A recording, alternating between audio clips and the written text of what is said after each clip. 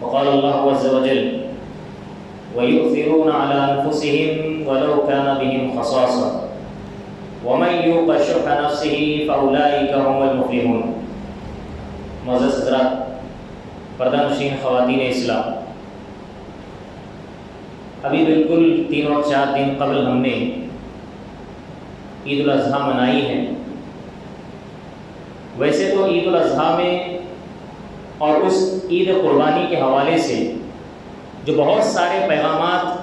کتاب و سنت کے اندر بیان کیے گئے ہیں، اس میں سے ایک بہت بڑا پیغام،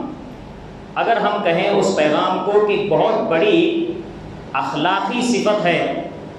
کہ جس کو اپنانے کی تعلیم کتاب و سنت کے اندر بڑی زور و تاکید کے ساتھ کی گئی ہے۔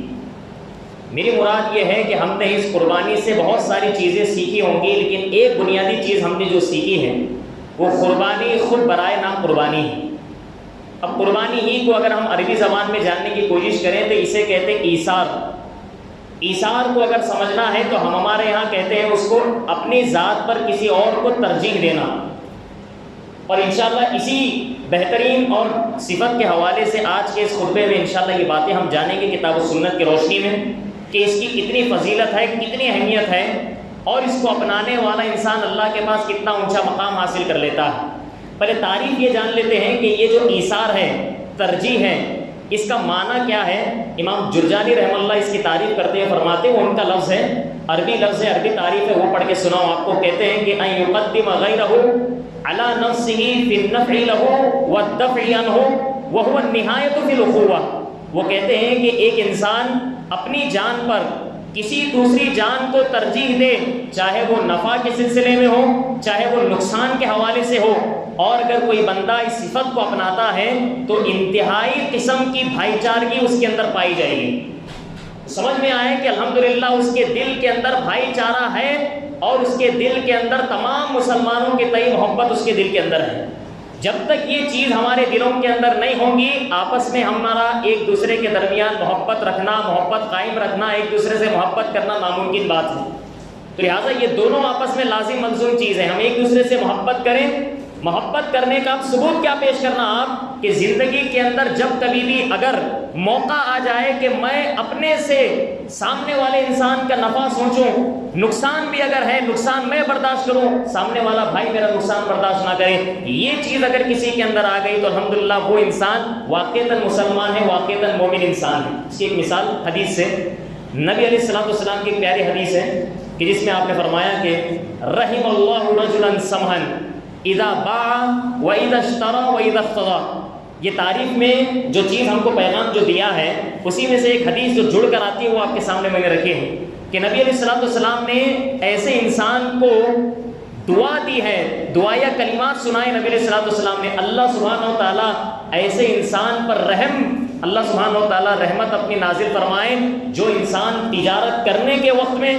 یا کوئی چیز خریدنے کے وقت میں یا اپنا حق وصول کرنے کے حق میں وہ انسان ہمیشہ دوسروں کے ساتھ میں نرمی کا معاملہ کرتا ہے۔ اب یہ اگر مثال لے لیں تاجر کی، ایک انسان تاجر ہے، وہ انسان جب اپنا مال بیچ رہا ہوتا ہے تو مال بیچنے کے وقت میں کون سی نرمی کرنی چاہیے؟ تو بہت ساری نرمی ہو سکتی ہے۔ ایک انسان تجارت کر رہا ہے، نرم گفتگو کے ساتھ تجارت کر رہا ہے، نبی علیہ السلام نے ایسے انسان کو رحمت کی دعا دی، اللہ کی رحمت ایسے انسان کو مل جائے گی۔ ایک مفہوم تو یہ ہے اس کا۔ ایک مفہوم اس نے جو اہل علم نے بیان کیا وہ یہی ہے کہ انسان جب بھی تجارت کر رہا ہے تو اپنے نفع سے کہیں زیادہ بڑھ کے کبھی کبھار سامنے والے انسان کے نفع کا بھی سوچنا چاہیے۔ یعنی ہمیشہ ایسا نہیں ہے کہ میں مال کماؤں اور مجھے یہ نفع مل جائے، سامنے والے انسان کا کوئی نفع نہ ہو، کوئی فائدہ نہ ہو۔ تو لہٰذا یہ حقیقی معنی میں سچا تاجر نہیں ہے۔ وہ سچا تاجر وہ ہے جو کبھی کبھار اپنے نفس کو مار کر کے سامنے والے انسان کا فائدہ سوچتا ہے، کبھی کبھار اپنے آپ کو نقصان پہنچانے پر بھی اگر اتر آئے تو اتر آنا چاہیے۔ یہی نبی علیہ السلام نے اس کی ایک بنیادی صفت اس کے اندر بتائی کہ یہ انسان نرم انسان ہے۔ تو ہم چاہے تجارت کر رہے ہوں یا کوئی چیز خرید رہے ہوں بازار سے، تو بازار میں کوئی چیز لیتے ہوئے بھی ہمیں نرمی سکھائی گئی ہے۔ اور اگر میں نے کسی کو قرض دیا ہے، سامنے والا میرا قرض لوٹانا ہے، تو یہاں پر انسان دادا گیری کرتے ہوئے قرض وصول نہیں کرے گا، بدسلوکی کرتے ہوئے قرض وصولی نہیں کرے گا، گالی گلوچ کرتے ہوئے قرض وصولی نہیں کرے گا۔ نبی علیہ السلام کہہ رہے ہیں کہ وہ انسان نرم گفتگو کر کے اور کبھی اگر موقع مل جائے تو سامنے والے کو مہلت دے کر کے سامنے والے سے انسان سے نرمی کا معاملہ کر کے ایک وقت کے بعد اپنا قرضہ واپس لیتا ہے۔ نبی علیہ الصلوۃ والسلام نے ایسے انسان کے حق میں دعائے خیر کی ہے۔ تو یہی چیز معلوم ہوئی کہ اپنے آپ سے دوسروں کو ترجیح دینا یہ شریعت کا ایک بنیادی وصف جو تعلیمات کے اندر ہم کو اخلاقی طور پر نظر آتی ہے۔ ایک اور چیز قرآن کے حوالے سے جو آیت کریمہ میں نے آپ کے سامنے پڑھی ہے، تو لہٰذا سورہ حشر کی آیت نمبر 9 ہے، وہ جو آیت کریمہ نازل بھی ہے اس کا ایک بنیادی سبب بھی ہے، پس منظر ہے۔ وہ آیت کریمہ کیا ہے؟ جس میں اللہ تعالیٰ نے فرمایا یؤثرون علی انفسہم ولو کان بہم خصاصہ۔ اللہ سبحانہ و تعالیٰ نے فرمایا کہ یہ جو لوگ ہیں یہ ہمیشہ اپنی ذات پر دوسرے ذات کو ترجیح دیتے ہیں، پریفرنس دیتے ہیں، گرچہ کہ وہ خود تنگی کا شکار کیوں نہ ہو جائیں، فقر و فاقہ کی زندگی کیوں بسر نہ کریں، لیکن ہمیشہ وہ سامنے والے انسان کو ترجیح دیتے ہیں، سامنے والے کا فائدہ دینے کی کوشش کرتے ہیں۔ اور آگے اللہ تعالیٰ نے کہا کہ جو انسان اپنے دل کی بخیلی سے بچا لیا گیا، حقیقی معنی میں یہی انسان دنیا اور آخرت کے اندر کامیاب ہونے والا ہے۔ اب یہ جو آیت کریمہ کا جو ٹکڑا نازل ہوا ہے اس کے پیچھے پس منظر کیا ہے؟ امام بخاری رحمہ اللہ نے اپنی کتاب صحیح بخاری کے اندر اس آیت کریمہ کی تفسیر میں ایک حدیث لے کر کے آئے ہیں۔ وہ حدیث کیا ہے؟ کہ ابو ہریرہ رضی اللہ تعالیٰ کا اپنا واقعہ ہے۔ کہا جاتا ہے کہ ابو ہریرہ رضی اللہ تعالیٰ نے ایک مرتبہ نبی علیہ الصلوۃ والسلام کے پاس آ کر کے فقر و فاقے اور تنگی کی شکایت کی۔ نبی علیہ الصلوۃ والسلام نے کہا ٹھیک ہے، میرے جو ازواج مطہرات ہیں آپ وہاں جاؤ اور جا کر کے ان کے گھر کے اندر کوئی چیز مل جائے تو لے لینا۔ ابو ہریرہ رضی اللہ تعالیٰ سارے بیویوں کے نبی علیہ الصلوۃ والسلام کے گھر چلے گئے، جا کر کے مانگنے لگے کچھ ہے گھر کے اندر دے دو۔ تو سارے ازواج کی جانب سے ایک ہی جملہ نکل آیا، انہوں نے کہا کہ ما منعنا الا الماء، انہوں نے کہا کہ ہمارے گھر کے اندر سوائے پانی کچھ نہیں، آپ کو اگر کچھ ہونا ہے تو پانی پی سکتے ہمارے گھر سے، کھانے کے لیے ہمارے گھر کے اندر کچھ نہیں۔ تو ابو ہریرہ رضی اللہ تعالیٰ پریشان ہوئے، کہا کہ پانی ہے، سوائے پانی کے کچھ نہیں ہے۔ تو نبی علیہ الصلوۃ والسلام چونکہ مجلس میں بیٹھے ہوئے تھے، آپ نے اعلان کیا، کہا کہ کون ہے جو ابو ہریرہ رضی اللہ تعالیٰ کی مدد کر سکے، اپنے گھر لے جا کر کے مہمان بنا سکے، ایک وقت کی روٹی کھلا سکے۔ تو فوراً اس مجلس کے اندر ایک انصاری صحابی تھے، انہوں نے کہا کہ اللہ کے نبی میں ان کی ضیافت کروں گا، علیہ الصلوۃ والسلام ان کو گھر لے جاؤں گا۔ تو نبی علیہ الصلوۃ والسلام نے کہا ابو ہریرہ ان کے گھر جاؤ۔ تو دونوں گئے، جا کر کے وہ انصاری صحابی اپنی بیوی سے کہنے لگے کہ ہمارے گھر مہمان آئے ہیں، ان کے لیے کچھ کھانے کے لیے ہے تو نکال دو۔ تو فوراً بیوی پریشان ہو گئی، انہوں نے کہا کہ سوائے اتنا کھانا ہمارے پاس ہے کہ جس میں آپ میں اور ہمارے بچے کھا سکتے ہیں، مہمان کے لیے اس کے اندر کوئی گنجائش نہیں۔ تو لہٰذا انہوں نے کہا کہ کوئی پرواہ کی بات نہیں ہے، تم میں اور ہمارے بچے نہیں کھائیں گے، بس تھوڑا سا کھانا ہے، ہمارے گھر مہمان آئے ہیں، پہلے اس کی ضیافت کرنا ہمارے لیے ضروری ہے۔ تو انہوں نے ایک انتظام کیا اس کا، انہوں نے کہا کہ دیکھو جو کھانا ہے وہ سامنے لایا جائے مہمان کے، پھر اس کے بعد میں رات کا وقت ہو سکتا ہے چراغ جلا دینے کا حکم دیا گیا، اور اس کے بعد یہ کہا گیا جہاں ہمارے بچے ہیں اگر بھوک سے بھی تڑپ رہے ہوں گے تو ان کو کسی بھی طریقے سے بچوں کو سلا دیا جائے۔ تو بیوی نے کیا کیا؟ کہا کہ شوہر کی فرما بردار تھی، فوراً ایسی صورت میں شوہر کا حکم مانتے ہوئے انہوں نے وہ کھانا سامنے بہرحال دے دیا، سامنے لا کر کے مہمان کے کھانا رکھ دیا گیا ابو ہریرہ کے سامنے۔ پھر اس کے بعد میں اپنے بچوں کو جو بھوک سے تڑپ رہے تھے ان کو سلایا گیا۔ پھر اس کے بعد میں اب رہا مسئلہ، اب مہمان کیا چاہتا ہے کہ جو میزبان ہے وہ بھی اس کے ساتھ کھانا کھائے۔ تو ایسی صورت میں انہوں نے کیا یہ عذر پیش کیا، اپنی بیوی سے یہ بھی کہا تھا کہ دیکھو جب چراغ ہوتا ہے تو کسی بھی طریقے سے آگے چل کے چراغ کو بجھا دینا، تاکہ سامنے والے کو معلوم نہ ہو جائے کہ ہم اس کے ساتھ کھا رہے ہیں۔ تو لہٰذا جب ابو ہریرہ رضی اللہ تعالیٰ کھانا شروع کر دیے تو وہاں پر چراغ بجھایا گیا، اور اس کے بعد کسی کو کچھ نہیں معلوم ہوا کہ کس نے کتنا کھایا ہے۔ سارا کھانا تو ابو ہریرہ رضی اللہ تعالیٰ کھا گئے، لیکن میاں بیوی آپس میں کچھ نہیں کھائے، بھوکے رہ گئے، اور ان کے جو چھوٹے سے ننھے سے معصوم سے بچے تھے وہ بھی بھوک کی وجہ سے اسی طریقے سے سلا دیے گئے۔ جب یہ بات رات گزر گئی اور یہ صحابی جب نبی علیہ الصلوۃ والسلام کے پاس گئے، ان کو کچھ خبر نہیں تھی۔ نبی علیہ الصلوۃ والسلام نے جیسی وحی کے روشنی میں آپ کو بتایا گیا کہ فلاں صحابی وہ تھے، ان کے حق میں اللہ تعالیٰ نے آیت نازل فرمائی، تو فوراً ان سے ملاقات جب ہوئی تو نبی علیہ الصلوۃ والسلام نے فرمایا کہ تمہارے رات میں کیے ہوئے اس نیک عمل سے اللہ سبحانہ و تعالیٰ کو ہنسی آ گئی۔ لفظ وہی ہے حدیث کے اندر، بعض لوگوں نے اس کا معنی یہ کیا کہ اللہ تعالیٰ کو تمہارے اس نیک عمل پر تعجب ہوا بہت، اور اللہ سبحانہ و تعالیٰ نے سبحان اللہ تمہارے حق میں یہ آیت کریمہ نازل فرمائی، وَيُؤْثِرُونَ عَلَىٰ أَنفُسِهِمْ، یہ لوگ ایسے ہیں جو اپنے آپ پر دوسروں کو ترجیح دیتے ہیں، گرچہ کہ ان کی زندگی کے اندر خود فقر و فاقہ کیوں نہ ہو، تنگی کی زندگی وہ خود بسر کیوں نہیں کر رہے۔ لہٰذا یہ آیت کریمہ خود ایک بڑا پیغام ہم کو دیتی ہے کہ صحابہ کرام جو ہوتے تھے وہ ہمیشہ اپنے بھائی کو ترجیح دیتے تھے، چاہے نفع کے حوالے سے ہو، نقصان برداشت کرنا پڑے خود برداشت کرتے، سامنے والے کو نقصان نہیں ہونے دیتے۔ اور یہی چیز تو قربانی کے حوالے سے سورہ آل عمران کی آیت کا پیغام اللہ سبحانہ و تعالیٰ نے فرمایا کہ لن تنالوا البر حتى تنفقوا مما تحبون۔ اللہ سبحانہ و تعالیٰ نے کہا لوگوں تم ہرگز نیکی کو اس وقت تک پا نہیں سکتے جب تک کہ تمہارے نزدیک جو سب سے محبوب چیز ہے وہ تم اللہ سبحانہ و تعالیٰ کی راہ میں خرچ نہ کر دو۔ لہٰذا سب لوگوں کو یہ کہا گیا کہ اگر میرے پاس سب سے محبوب چیز اگر کوئی ہے تو میں اپنے آپ اپنی ذات کو ترجیح چھوڑ کر کے سامنے والے انسان کی ذات کو دیکھتے ہوئے اس کو وہ چیز فراہم کر دوں، اس کو وہ چیز عطا کر دوں اگر وہ حاجت مند انسان۔ پھر اس کے بعد اللہ تعالیٰ نے وَمَا تُنْفِقُوا مِنْ شَيْءٍ، اور جو کچھ بھی تم خرچ کرو گے فَإِنَّ اللَّهَ بِهِ عَلِيمٌ، بے شک اللہ سبحانہ و تعالیٰ اس چیز کا باخبر ہے، اللہ تعالیٰ ہر چیز کو دیکھنے والا ہے۔ تو جو بھی ہم خرچ کرتے ہیں اللہ کی راہ میں اس کا ثواب ہمیں اللہ دنیا اور آخرت کے اندر عطا فرماتا ہے، اور اللہ سبحانہ و تعالیٰ اس عمل کو بہت زیادہ پسند کرتے ہیں، یہی انسان صحیح معنی میں نیکوکار انسان قرار پاتا ہے۔ اس کی ایک اور مثال ہے،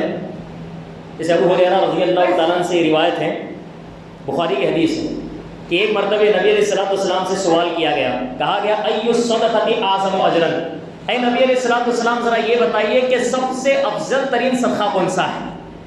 ابھی تو آیت کے اندر کیا بات معلوم ہوئی، سب سے بہتر چیز ہم دیں تو یہ سب سے اعظم اجر ہے۔ حدیث میں پوچھا گیا خاص طور پہ سب سے بہتر صدقہ کون سا ہے؟ نبی علیہ السلام نے فرمایا ان تصدق وانت صحیح شحیح تخشى الفقر وتأمل الغنى۔ نبی علیہ السلام نے کہا کہ تم اس حالت میں خرچ کرو اللہ کی راہ میں کہ ایک تو تم صحیح سلامت ہو، یعنی بیمار نہیں ہو، مرنے کے قریب نہیں ہو، موت کے گھاٹ اترنے والے نہیں ہو، بلکہ صحت و عافیت کی حالت میں ہو، اس وقت صدقہ کرنا سب سے افضل ہے۔ دوسری چیز کہی شحیح، کہا کہ تمہارے دل کے اندر مال کی بخل بھی پائی جاتی ہے۔ دنیا کے اندر کوئی انسان ایسا نہیں ہے، ہر انسان کے اندر اللہ نے فطری طور پر یہ بخل پن رکھا ہے، لیکن انسان جتنا صدقہ کرتا جائے گا اللہ سبحانہ و تعالیٰ اس کے دل سے اس چیز کو اسی قدر دور کر دیتے ہیں۔ تو لہٰذا ایک چیز دل کے اندر بخیلی پن ہے ہمارے، اس کے باوجود میں مال دینا۔ اور تیسری چیز فرما رہے ہیں کہ تخشى الفقر، دینے کے بعد میں فقر و فاقے کا بھی ڈر ہونا تمہارے اندر کہ دے دوں گا سارا تو میں غریب کہیں نہ ہو جاؤں، سارا دے دوں گا تو میں اپنے اوپر کیا خرچ کروں گا، اس چیز کا بھی ڈر ہے تم کو۔ اور چوتھی چیز وَتَأْمُلُ الْغِنَى، اور یہ بھی ہے کہ تم مال اٹھا کر کے رکھے ہو، یہ تمہاری تمنا بھی ہے کہ تم دنیا کے اندر مالدار انسان بن جاؤ۔ اگر کوئی انسان مال اٹھا کے رکھ رہا ہے، مالدار بننے کی نیت ہے، فوراً ایسی صورت میں سارا مال اللہ کی راہ میں خرچ کر دیا، نبی علیہ السلام کہہ رہے سب سے زیادہ اجر ایسے صدقے پر اس کو ملتا ہے۔ آگے آپ نے فرمایا وَلَا تُمْهِلْ، کہا کہ دیکھو صدقہ کرنے میں کبھی کوتاہی نہیں ہونی چاہیے، صدقہ کرنے میں کبھی انسان کو سستی نہیں برتنی چاہیے، ڈھیل نہیں دینا چاہیے اس کو، حتیٰ اذا بلغت الحلقوم، یہاں تک کہ انسان کی جو موت ہے اس کی روح جو قبض ہونی ہے اس کے حلق تک نہ پہنچ جائے، قلت لفلان کذا ولفلان کذا، اور اس موقع پر انسان کیا کہتا ہے یہ میرا مال فلاں انسان کے لیے، یہ میرا مال فلاں انسان کے لیے، حالانکہ وہ دے نہ دے اس کے مرنے کے بعد وراثت میں سارے لوگوں کو ملنے ہی والا ہے۔ تو اس موقع پر مال دینے کا فائدہ کیا ہے؟ جب تک انسان صحت و عافیت کے اندر ہے اس وقت تک اللہ کی راہ میں مال صدقہ کرنا سب سے زیادہ اعظم و اجرن ہے، سب سے زیادہ اجر کا باعث ہے۔ مرنے کے وقت بیڈ پر رہ کر کے انسان کہے میرا مال اس کے لیے مرنے کا انتظار نہ کرے، مرنے کے بعد دوسرے انسان کو مال مل جاتا ہے۔ امام بخاری رحمہ اللہ نے اصل میں ایک قرآن مجید کی آیت کے تحت انہوں نے یہ حدیث پیش کی ہے۔ وہ آیت کیا ہے؟ قرآن میں بھی اللہ تعالیٰ نے یہی چیز فرمائی ہے۔ قرآن میں اللہ تعالیٰ کا یا ایھا الذین آمنوا، اہل ایمان، انفقوا مما رزقناکم من قبل ان یأتی یوم لا بیع فیہ ولا خلۃ ولا شفاعۃ۔ اللہ سبحانہ و تعالیٰ نے کہا اہل ایمان، قبل اس کے کہ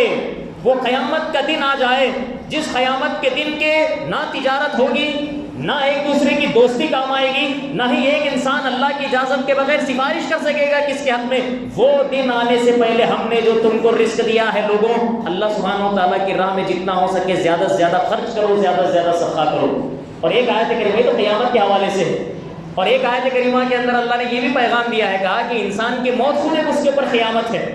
وہ بڑی قیامت ہے تو یہ چھوٹی قیامت ہے، انسان مرتے ہی سارے اعمال منقطع ہو گئے، اب انسان کو مرنے کے بعد عمل کرنے کا مہلت نہیں دی جاتی، تو اللہ تعالیٰ نے یہ بھی لفظ استعمال کیا، من قبل ان یاتی احدکم الموت، قبل اس کے کہ تمہارے پاس موت آ جائے اس سے پہلے اللہ کی راہ میں جتنا ہو سکے خرچ کرو، صدقہ کرو۔ لہٰذا اس حدیث کے اندر بھی نبی علیہ السلام نے کیا کہا کہ انسان اپنے دل کے اندر تنگی بھی محسوس اگر کر رہا ہے، لیکن سامنے والا ہمارا بھائی، ہمارا رشتہ دار، ہمارا دوست، ہمارا پہچان والا اگر وہ ضرورت مند ہے، میں اپنی ضرورت سے زیادہ اس کی ضرورت کو محسوس کرتے ہوئے ہم اس کو دیں گے۔ اب بات تو دنیاوی چیز ہے، یہ تو مال کی چیز ہوئی، لیکن ایک مثال میں جو یاد آ رہی ہے، شریعت کی تعلیمات کہاں تک ہیں، پاکیزہ تعلیمات۔ میں دنیاوی کوئی کام کر رہا ہوں یا کوئی چیز ہے، اس سے بڑھ کر سامنے والے انسان کا فائدہ پہنچانا ہے۔ شریعت یہاں تک کہتی ہے کہ ایک انسان اگر عبادت میں بھی اگر مشغول ہے، اپنی ذاتی عبادت کے اندر بھی اگر مشغول ہے، لیکن سامنے والا انسان کی کوئی حاجت ہے، اگر وہ اس حاجت کو پورا کرتا ہے، یہ انفرادی جو عبادت ہے اس سے زیادہ ثواب اور اجر کے اندر وہ عبادت ہوتی ہے۔ اس کی مثال نبی علیہ السلام نے ایک موقع پر کہا تھا صحابہ سے، کہا کہ یہ جو مسجد ہے، مسجد نبوی کے اندر بیٹھ کر کے آپ نے اشارہ کرتے ہوئے کہا تھا، اس مسجد نبوی کے اندر بھی اگر میں 1 مہینہ اعتکاف کروں، اس سے بھی زیادہ بڑھ کر کے میرے نزدیک وہ عمل بہتر ہے، وہ عمل سب سے زیادہ چہیتا ہے کہ ایک بھائی میرے پاس اپنی حاجت لے کر کے آئے اور میں اس کے پاس چلتے ہوئے اس کی حاجت کو پورا کروں۔ یعنی آپ اندازہ لگائیے کہ 1 مہینہ مسجد میں اعتکاف کرنا کتنی بڑی عبادت ہے، وہ مسجد نبوی کے اندر۔ اس سے بھی افضل آپ کون سے عمل کو قرار دے رہے ہیں؟ کہا کہ ایک بھائی جو حاجت مند ہے، ہو سکتا بیچارہ اپنا غم سنانے آ رہا ہو، اس کا غم سن لیں گے تو 1 مہینہ مسجد کے اعتکاف سے بھی افضل ہے۔ سامنے والا پیسے مانگنے آیا ہو، آپ چھپ کر کے جا کر کے اسے پیسے دے رہے ہیں، یہ عمل اس عمل سے زیادہ افضل ہے۔ تو لہٰذا اسی کو کہتے ہیں ترجیح۔ آ کے پریفرنس دینا ہے تو آپ اپنی ذات پر دوسرے لوگوں کو سبحان اللہ ترجیح دینا چاہیے۔ اچھا، ایک اور حدیث سے ایک بڑا پیارا استدلال کیا گیا ہے، وہ حدیث کیا ہے؟ نبی علیہ السلام کی یہ حدیث بخاری میں بھی آپ نے فرمایا کہ طعام الاثنین کافی الثلاثہ وطعام الثلاثہ کافی الاربعہ۔ نبی علیہ السلام نے کہا کہ 2 لوگوں کا جو کھانا ہوتا ہے وہ 3 لوگوں کو کفایت کر جائے گا، اور 3 لوگوں کا جو کھانا ہے وہ 4 لوگوں کو کفایت کر جائے گا، اور بعض روایتوں کے اندر 5 بھی آتا ہے، 6 کا لفظ ملتا ہے۔ اب کیا مطلب ہے اس حدیث کا؟ آگے ایک تو مطلب وہ ہے جو اہل علم نے بیان کیا ہے، تو حدیث کو پہلے سمجھتے ہیں۔ نبی علیہ السلام کے پاس صحابہ کرام آئے، آ کر کے انہوں نے شکایت یہ کی، کہا کہ انا ناکل ولا نشبع، بے شک ہے اللہ کے نبی ہم کھانا تو کھاتے ہیں لیکن کھانا کھانے کے بعد بھی سیراب نہیں ہوتے، ہم شکم سیر نہیں ہوتے، ہماری بھوک نہیں مٹتی ہے۔ تو نبی علیہ السلام نے سوال کیا، لعلکم تفترقون، کہا کہ ہو سکتا ہے تم جدا جدا اور الگ الگ بیٹھ کر کے کھانا کھاتے ہو۔ صحابہ کرام نے کہا اللہ کے نبی ہاں اسی معاملہ ہے، ہم میں سے ہر آدمی اکیلا اکیلا بیٹھ کر کے اپنی وقتی ضرورت کھانا کھا لیتا ہے۔ تو نبی علیہ السلام نے اس موقع پر فرمایا تھا فاجتمعوا علی طعامکم، آپ نے کہا کہ سارے لوگ مل کر کے، فیملی کے افراد جتنے بھی ہوتے ہیں سب فیملی ایک ساتھ بیٹھ کر کے کھانا کھا لو، واذکروا اسم اللہ، اور سارے لوگ مل کر کے اللہ سبحانہ و تعالیٰ کا ذکر کرو، مطلب بسم اللہ کہو، یبارک لکم فیہ، اس کھانے میں اللہ سبحانہ و تعالیٰ تم کو برکت دے گا۔ تو ایک تو یہ ہے کہ سب مل جل کر کے بیٹھنا، دوسرا اللہ کا نام لینا، اس کے ذریعے سے انشاءاللہ اس کھانے کے اندر برکت ہوگی، کم کھانا بھی ہے انشاءاللہ سارے لوگوں کو کفایت کر جائے گا۔ اور یہی مفہوم ہے اس حدیث کا کہ 2 لوگ بھی بیٹھیں گے تو 3 لوگوں کا کھانا ان کو نظر آنے لگے گا، 3 افراد ہیں تو 4 لوگوں کا کھانا سبحان اللہ ان کو نظر آئے گا، کھانا ختم بھی نہیں ہوگا اس سے پہلے انشاءاللہ ان کا پیٹ بھر جائے گا۔ ایک معنی یہ ہے، ایک معنی ہے نے یہ بھی معنی ذکر کیا ہے، زبیر بن زید رحمہ اللہ نے اس حدیث کی شرح میں ایک بات یہ بھی بتائی، انہوں نے کہا کہ اس حدیث کے اندر اتحاد اور اتفاق کی اہمیت واضح ہوتی ہے۔ یعنی اتحاد اور اتفاق کا مطلب کیا ہے؟ یہی چیز ہے جو ترجیح دینا ہے۔ اگر انسان دسترخوان پر بیٹھا ہے، کھانا اگر کم ہے، سامنے والا اگر ہمارا مہمان ہو یا کوئی بھی ہمارے گھر کے افراد ہوں، کوشش ہمیشہ یہی ہونی چاہیے کہ میں تھوڑا سا کھانا کھاؤں اور میرے سامنے والا انسان جو بیٹھا ہے انشاءاللہ وہ زیادہ کھانا کھائے مجھ سے زیادہ لقمہ سامنے والا کھائے، مجھے تھوڑا لقمہ مل جائے کوئی پرواہ نہیں۔ نبی علیہ السلام کی حدیث سے کہہ رہے ہیں کہ تھوڑا بھی کھانا کھا جائیں گے تم انشاءاللہ اس کھانے میں اللہ برکت تمہیں دے گا، تمہاری اس نیت کی وجہ سے، اس نیک عمل کی وجہ سے۔ اچھا، ایک اور مثال ہے ابو موسیٰ اشعری رضی اللہ تعالیٰ کے حوالے سے۔ دیکھیں کبھی کبھار یہ بھی عمل انشاءاللہ اگر کریں گے تو کھانے میں برکت ہوگی، زندگی میں برکت ہوگی۔ اس روایت کے اندر آیا، بخاری کی حدیث ہے، ابو موسیٰ اشعری رضی اللہ تعالیٰ فرماتے ہیں کہ قبیلہ اشعر جو ہے، ایک قبیلہ ہے اشعر نام کا، وہ قبیلہ جب کبھی بھی غزوے کے لیے نکلتا تھا، جنگ کے لیے نکلتا تھا، اور وہاں پر اگر لوگوں کا کھانا ختم ہو جاتا تھا یا اپنے گھر کے اندر ان کے گھر والوں میں کھانا کم پڑ جاتا تھا تو کیا عمل کرتے تھے؟ ابو موسیٰ کہہ رہے رضی اللہ تعالیٰ کہ سارے لوگ ایک چادر بچھا کر کے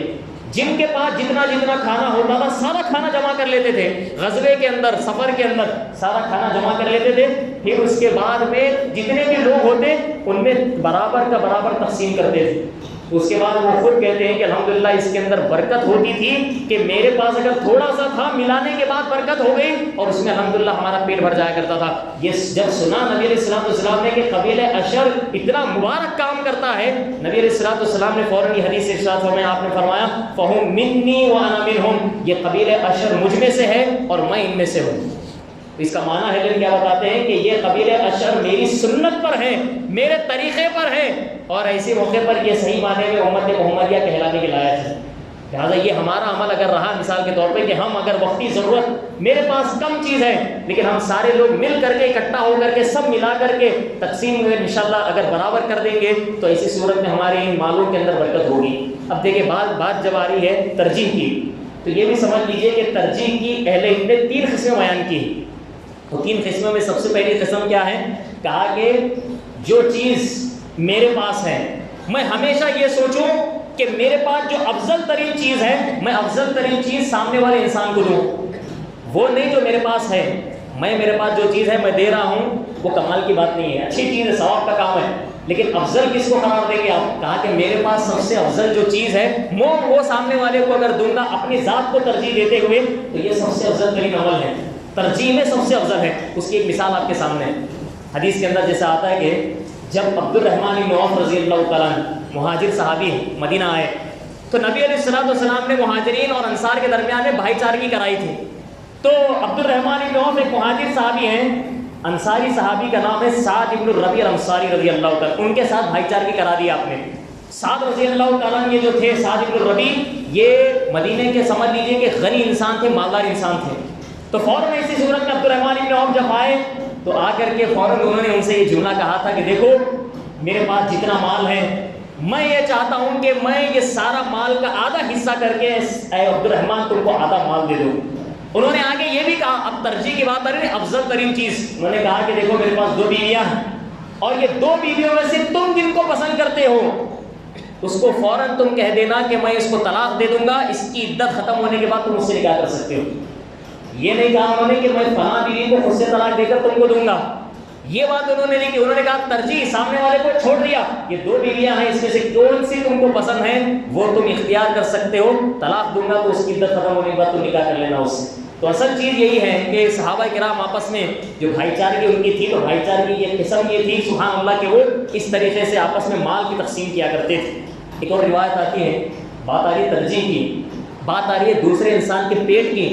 ایک روایت ہے، امام بیہقی نے روایت کو ذکر کیا ہے، عبداللہ ابن عمر رضی اللہ تعالیٰ عنہ سے روایت ہے، وہ کہتے ہیں کہ صحابہ کرام کے درمیان میں معاملہ ایک بار ایسا پیش آیا کہ ایک انسان بیچارے غریب تھے، ان کے پاس میں جو بکری ہے اس کا جو سر ہے وہ پیش کیا گیا، بطور گوشت کھانے کے لیے کچھ بھی دیا گیا۔ اب انہوں نے کیا سوچا، کہا کہ یہ بکری کا سر تو میرے پاس لایا گیا ہے، وہ فوراً ملنے کے بعد انہوں نے کھایا نہیں اس کو۔ ان کے ذہن میں ایک بات یہ آئی کہ میں جیسا غریب ہوں، ہو سکتا مجھ سے بھی زیادہ غریب انسان ہوگا یہاں پر، مجھ سے بھی زیادہ حاجت مند انسان ہوگا یہاں پر۔ فوراً انہوں نے کیا کیا، نہیں فلاں انسان مجھ سے زیادہ حاجت مند ہے، میں اس کو یہ بکری کا سر دیتا ہوں۔ انہوں نے نہیں کھایا، وہ بکری کا سر وہاں دے دیا، جس کو دیا گیا اس نے بھی وہی سوچا، پھر تیسرے انسان تک گیا اس نے بھی وہی سوچا، تقریباً ابن عمر کہتے 7 آدمیوں تک وہ گوشت پہنچتا گیا، اور جو پہلے انسان نے دیا تھا 7ویں مرتبہ اسی کے پاس پہنچ گیا ہوں۔ اندازہ لگائیے آپ کہ وہ انسان جو حاجت مند ہے، جو دے رہا تھا دوسروں کو، واپس پلٹ کر کے وہ بکری کا جو سر کا گوشت تھا اسی کے پاس پہنچ گیا ہے۔ لہٰذا یہ چیز باقاعدہ طور پہ ہونی چاہیے۔ اسے کئی مثالیں ہم دے سکتے ہیں۔ عباس ابن دخان رحمہ اللہ کے حوالے سے بھی بات آتی ہے، سلف میں سے ہیں، انہوں نے ایک مثال یہ بھی کہا کہ بشر الحارث کی بہت بڑا نام ہے، بہت بڑے محدث تھے، بہت بڑے نیکوکار عابد انسان، زاہد انسان۔ بشر الحارث رحمہ اللہ کے حوالے سے ایک بات نقل کرتے ہیں وہ کہ وہ معاملہ ایسا ہوا کہ ان کی وفات کا وقت قریب آیا اور بیچارے مرض الموت کے اندر تھے۔ اس وقت میں بھی ایک انسان ان کے پاس آیا اور آ کر کے اپنی حاجت روائی رکھنے لگا۔ بیچارہ یہ بھی نہیں دیکھ رہا کہ سامنے والے انسان کی حالت کیا ہے، اس نے وہ سب چھوڑا، کہا کہ میری ضرورت ہے اور بشر بن الحارث انشاءاللہ میری مدد کریں گے۔ ویسے موقع پر بھی پہنچ کر کے انہوں نے اپنی حاجت رکھی سامنے، کہا کہ میں غریب انسان، ننگا انسان، کچھ ہے تو دے دو۔ وہ بیچارے بشر بن الحارث رحمہ اللہ مرض الموت کے اندر لیٹے ہوئے ہیں، ان کا لباس ہو سکتا اچھا خاصا لباس تھا، جس لباس میں وہ قمیص پہنے ہوئے تھے، فوراً اسی صورت میں انہوں نے اپنی قمیص نکالی اسی موقع پر اور وہ قمیص نکال کر کے انہوں نے دے دی۔ پھر اس کے بعد کیا ہے کہ استعارتاً جس کو بولتے ہیں، کہا کہ دوسروں سے مانگ کر کے لینا، تو لہٰذا وہ دوسروں کے پاس سے پہلوا کر کے بھائی میرے پاس کپڑا نہیں ہے کپڑا دے دو، تو پرانا کپڑا ان کے پاس استعارتاً دیا گیا۔ کہا یہ جاتا ہے کہ اسی قمیص کے اندر ان کی وفات ہوئی۔ لہٰذا آپ اس سے اندازہ لگا سکتے ہیں کہ اچھا کپڑا دوسروں کو دے دیا اور پرانا پھٹا کپڑا سبحان اللہ جو ہے وہ خود کے اپنے تن کے اوپر رکھا کرتے۔ یہ صحابہ اور تابعین کی اور سلف کی یہ زندگیاں تھیں۔ اسی طریقے سے ایک اور چیز ہے، ابو الحسن الانطائی رحمہ اللہ کے حوالے سے آتا، انہوں نے بھی ایک مثال پیش کی، کہا کہ ان کے پاس تقریباً 30 سے زائد افراد موجود تھے۔ اب کھانے کی باری آئی تو سارے کے سارے لوگ دسترخوان پر بیٹھ گئے اور کیا دیکھتے ہیں کہ کھانا جو ان کے پاس روٹیاں تھیں بہت کم تھی، 30 افراد ہیں تو 30 افراد کو مکمل پوری طریقے سے روٹیاں ملتی نہیں تھی، کھانا مکمل نہیں ہوتا تھا۔ تو ایسی صورت میں انہوں نے کیا کیا، روٹیوں کے چھوٹے چھوٹے ٹکڑے بھی کر دیے تاکہ سب کو کچھ نہ کچھ مل جائے۔ اب ہر انسان بیٹھا ہوا ہے دسترخوان کے اندر، 30 افراد بیٹھے ہوئے ہیں اور اس میں سے ایک انسان بھی کھانا نہیں کھا رہا ہے۔ یہاں تک کہ وقت ہو گیا، اس کے بعد سارے لوگ اٹھ گئے اور اٹھنے کے بعد کیا دیکھتے ہیں کہ کھانا جیسے کا ویسا ہی رہ گیا۔ اور جب انسانوں سے پوچھا گیا تم نے کھانا نہیں کیا ہے کیوں، تو لہٰذا انہوں نے یہ سوچا کہ اگر میں کھانا کھاؤں اور سامنے والے انسان کو اگر کھانا کم مل جائے تو لہٰذا اسی صورت میں مجھ سے کہیں نہ کہیں اس میں غلطی ہو جائے گی، کہیں یہ غلطی نہ ہو جائے، اسی لیے ہم نے آگے کھانے کے لیے ہاتھ نہیں بڑھایا۔ لہٰذا ایسی کئی مثالیں اسلاف کے اندر ہم کو ملتی ہیں کہ وہ ہمیشہ سامنے والے انسان کو سبحان اللہ ترجیح دیا کرتے تھے۔ یہ تو پہلی مثال رہی کہ میں اپنے افضل چیز کو دوسرے لوگوں پر ترجیح دوں۔ دوسری چیز کہا کہ ہاں جو میرے پاس ہے، یعنی جو میں پسند کرتا ہوں وہی چیز میں اپنے لیے اپنے بھائی کے لیے پسند کروں، یہ دوسری قسم ہے۔ اور خود نبی علیہ الصلوۃ والسلام نے حدیث کے اندر اس کی تعلیم بھی دی ہے، آپ نے فرمایا لا یؤمن احدکم حتی یحب لاخیہ ما یحب لنفسہ۔ آپ نے کہا کہ تم میں سے کوئی بندہ اس وقت تک صحیح معنی میں ایمان والا نہیں ہو سکتا جب تک کہ جو انسان اپنے لیے پسند کر رہا ہے اپنے بھائی کے لیے پسند کرنے نہ لگ جائے۔ تو مجھے جو چیز پسند ہے میں اپنے بھائی کے لیے وہی چیز پسند کروں تو سمجھ لیجیے میرے اندر ایمان ہے اور ایمان کامل الحمدللہ میرے اندر موجود۔ اور تیسری قسم جو ہے بتاتے ہیں، کہا کہ ایک چیز ہے جو اچھی چیز نہیں ہے اور کہا گیا کہ اس کے اندر ایک برائی چیز بھی پائی جاتی ہے، وہ کیا کہ میں اپنے ذات پر دوسروں کو ترجیح تو دے رہا ہوں لیکن میرے مال کے اندر جو کمتر مال ہے وہ دے کر کے، لہٰذا کہا کہ یہ انسان یہ عمل نہیں کر سکتا۔ اور کبھی کبھار تو ایسا ہوتا ہے انسان اپنی ذات پر دوسرے انسان کو ترجیح نہیں دیتا بلکہ نقصان کا پہلو سامنے رکھتا ہے، اس کو نقصان ہو جائے کوئی پرواہ نہیں لیکن میرا نفع ہونا چاہیے۔ تو کہا کہ یہ بری قسم ہے، اس سے انسان کو باقاعدہ طور پہ بچنا چاہیے۔ اب انشاءاللہ ایک چند وسائل دیکھتے ہیں ہم کہ اگر انشاءاللہ یہ چند وسائل اگر ہم اپنا لیں گے تو انشاءاللہ ہماری زندگی کے اندر ہم یہ بہترین صفت ایثار کو اپنا سکتے ہیں۔ سب سے پہلی چیز کہا کہ اللہ سبحانہ و تعالیٰ پر جس بندے کا کامل ایمان ہوتا ہے، جیسے صحابہ کرام کا تھا، ویسے کامل ایمان اگر ہے ہمارے پاس تو ہم تب جا کر کے الحمدللہ سامنے والے انسان کو ترجیح دے سکتے ہیں۔ اس کی ایک مثال قرآن سے، ہم ترجیح کس کو دیں گے؟ کہا کہ سب سے پہلے اللہ کو دیں گے، رسول کو دیں گے، پھر اس کے بعد میں جو ترتیب بتائی گئی اس کو دیں گے، لیکن ان کے اوپر ہم کسی اور انسان کو ترجیح نہیں دے سکتے۔ یہی ایمان کا تقاضا ہے۔ قرآن میں اللہ سبحانہ و تعالیٰ نے موسیٰ علیہ السلام کا واقعہ کئی مرتبہ ذکر کیا ہے۔ اس میں سے جو جادوگر تھے جو فرعون کی جانب سے آ کر کے موسیٰ علیہ السلام کو ہرانے کی نیت رکھ رہے تھے، تو ایک موقع پر چل کر کے فوراً انہوں نے ایمان قبول کیا۔ تو ایمان قبول کرنے کے بعد میں کھڑے ہو کر کے فرعون سے وہ لوگ کہہ رہے ہیں، وہ کہہ رہے ہیں کہ قولوا لن نؤثرک علی ما جاءنا من البینات۔ انہوں نے یہی جملہ کہا کہ آج کے دن ہم تجھ کو جو دلائل ہمارے پاس پہنچے ہیں ان دلائل پر ہم تجھ کو ترجیح نہیں دے سکتے، ہر کس تجھے ترجیح نہیں دیں گے۔ آج ایمان جب ہم لا چکے، دلائل ہمارے پاس پہنچ چکے، آج ہم تجھ کو اللہ کی ذات پر، اس کے بعد کا جملہ ہے والذی فطرنا، اور جس نے ہم کو پیدا کیا ہے یعنی اللہ تعالیٰ، اس پر ہم تجھ کو ترجیح نہیں دے سکتے۔ لہٰذا جب وہ دھمکی دینے لگا تھا کہ ایک طرف سے ہاتھ اور پیر تیرے کاٹ دوں گا، سولی پر چڑھا دوں گا، اس کے بعد کا ان کا جملہ ہے، تو انہوں نے فوراً کہا فَقْضِ مَا أَنْتَ قَاصٍ، اے فرعون، ایک ظالم، تجھ کو جو کچھ کرنا ہے دنیا کے اندر تو کس گزر ہمارے ساتھ،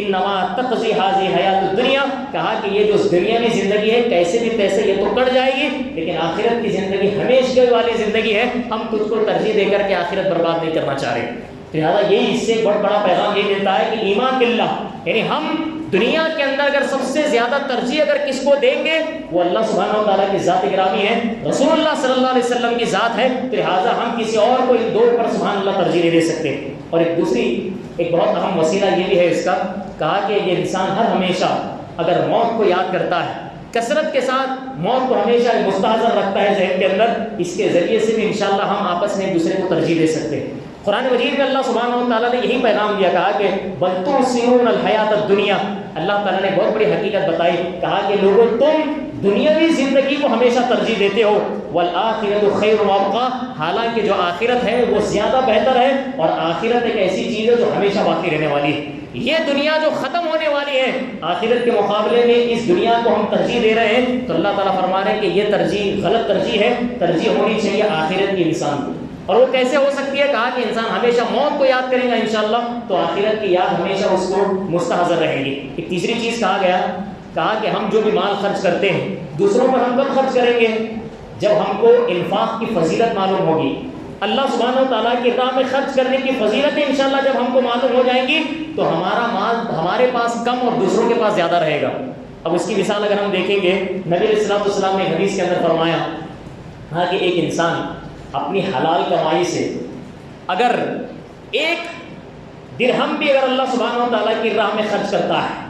چھوٹی سی چھوٹی چیز بھی اللہ سبحانہ و تعالیٰ کی راہ میں خرچ کرتا ہے، شرط یہ ہے کہ اس کی مال کی جو کمائی ہے وہ حلال کی کمائی ہے۔ اب اللہ سبحانہ و تعالیٰ اپنے دائیں ہاتھ سے اس کو قبول کرتے ہیں، اور دائیں ہاتھ سے قبول کر کے اللہ سبحانہ و تعالیٰ اس کو سبحان اللہ ایسے پال پوس کر کے بڑا کرتے ہیں جس طریقے سے تم میں سے کوئی انسان اپنے چھوٹے پالتو جانور کو پال کر بڑا کرتا ہے۔ لہٰذا بھی قربانی کے موقع پر بہت سارے افراد جانور قربانی کرنے کے غرض سے ایک دو سال تک اپنے پاس جانور رکھ کر کے کھلاتے ہیں، پلاتے ہیں، بڑا کرتے ہیں، دو دانتہ بناتے ہیں، مسنہ بناتے ہیں، پھر اس کے بعد چھری چلا کر کے بہرحال اس چیز کو قربان کرتے ہیں۔ تو جس طریقے سے ایک بندہ ایک آدھ 2 سال کرتا ہے، اللہ سبحانہ و تعالیٰ دیکھیں کتنے سالوں تک اس کا دیا ہوا 1 درہم یا 1 روپیہ اللہ سبحانہ و تعالیٰ اتنا بڑا کرتے ہیں جیسے کہ تم اپنے جانور کے چھوٹے سے بچے کی پرورش کرتے ہو، حتیٰ تکون مثل الجبل، جہاں تک کہ سبحان اللہ یہ دیا ہوا تمہارا صدقہ اللہ کی راہ میں پہاڑ کے مانند ہو جائے گا، پہاڑ کے برابر ہو جائے گا۔ لہٰذا اب یہ سمجھ لیجئے کہ جو بھی صدقہ ہم دیتے ہیں اللہ کی راہ میں تو لہٰذا یہ ضائع نہیں جائے گا، شرط ہے کہ اگر یہ حلال کا ہو، اللہ سبحانہ و تعالیٰ پہاڑ برابر ثواب دنیا اور آخرت کے اندر انسان کو اس کا اجر و ثواب عطا فرماتا ہے۔ تو یہ چیز ہے کہ ہمیشہ مستحضر رکھیے کہ انفاق فی سبیل اللہ ایک بہت بڑا نیک عمل ہے، اور اس کے ذریعے سے انسان کو دنیا اور آخرت کی کامیابی ملتی ہے۔ اور اسی کے ساتھ ساتھ یہ بھی ہے کہ انسان ہمیشہ آخرت کی فکر کرے، آخرت میں جو اجر و ثواب اس کو ملنے والا ہے وہ ذہن میں رہے گا انشاءاللہ۔ ہمیشہ میں دوسروں کو ترجیح دوں گا، میں کھانا کم کھاؤں گا، سامنے والے کو زیادہ کھلاؤں گا۔ سورۃ دہر میں اللہ سبحانہ و تعالیٰ نے نیک لوگوں کی صفات کے اندر اللہ نے یہی ارشاد فرمایا تھا، وَيُطْعِمُونَ الطَّعَامَ عَلَىٰ حُبِّهِ مِسْكِينًا وَيَتِيمًا وَأَسِيرًا۔ اللہ سبحانہ و تعالیٰ نے کہا یہ نیک لوگ کون ہیں؟ یہ نیک لوگ مال کی محبت رکھتے ہوئے، کھانے کی دل میں چاہت رکھتے ہوئے یہ انسان مسکین کو کھلاتے ہیں، یتیم کو کھلاتے ہیں، قیدی کو کھلاتے ہیں، اور جب یہ سامنے والے کو کھانا کھلاتے ہیں مال اور رزق کی تمنا دل کے اندر رکھتے ہوئے، خواہش رکھتے ہوئے، پسند رکھتے ہوئے، آگے یہ لوگ سامنے سے کہتے ہیں کہ لا نريد منکم جزاء ولا شکورا، ہم نے جو تم کو کھانا کھلایا ہے، مال دیا ہے، اس کے ذریعے سے نہ تو ہم تم سے کوئی بدلہ چاہتے ہیں اور نہ ہی تمہارے زبانوں سے تمہارے کہے ہوئے شکریہ کے الفاظ کی ہم کو تمہیں ضرورت نہیں۔ تو بات یہ معلوم ہوتی ہے کہ انسان جو بھی خرچ کرے گا، کسی اور کے انسان کی مدد کرے گا، تو اس کا صرف ایک ہدف ہونا چاہیے، ایک مقصد ہونا چاہیے، وہ ہے احتساب اجر، اللہ سبحانہ و تعالیٰ سے اس کے عوض اجر و ثواب حاصل کرنا۔ لہٰذا یہ تب جا کر کے ہمارا عمل اللہ سبحانہ و تعالیٰ کی بارگاہ میں قبول ہوتا ہے۔ تو بہرحال آج کے اس خطبے میں بہت بڑا پیغام یہی تھا کہ قربانی سے ہم نے بہت ساری چیزیں سیکھی ہیں معزز حاضرین حاضرات، اس میں سے ایک چیز یہ ہے کہ ایثار اور قربانی، جب تک ہماری زندگی کے اندر ہم ایک دوسرے کو ترجیح نہ دینے لگے تو جو قربانی ہم نے جانور کی ہے وہ محض سے قربانی ہو جائے گی، لیکن اس کا حقیقی مقصد اور اس کی حکمت کو ہم نے اپنی زندگی کے اندر نہیں اپنایا ہے۔ اللہ دعا ہے اللہ سبحانہ و تعالیٰ ہم سب کو ایثار اور قربانی کے حوالے سے جو آج کے خطبے جو ہم نے باتیں سنی، اللہ سبحانہ و تعالیٰ کہنے سننے سے کہیں زیادہ بڑھ کر کے اخلاص و للہیت کے ساتھ ہمیں اس بہترین صفت کو اللہ کے لیے اپنانے کی توفیق نصیب فرمائے، آمین۔ وقول قولی ھذا واستغفر اللہ لی ولکم ولسائر المسلمین انہ هو الغفور الرحیم رب العالمین۔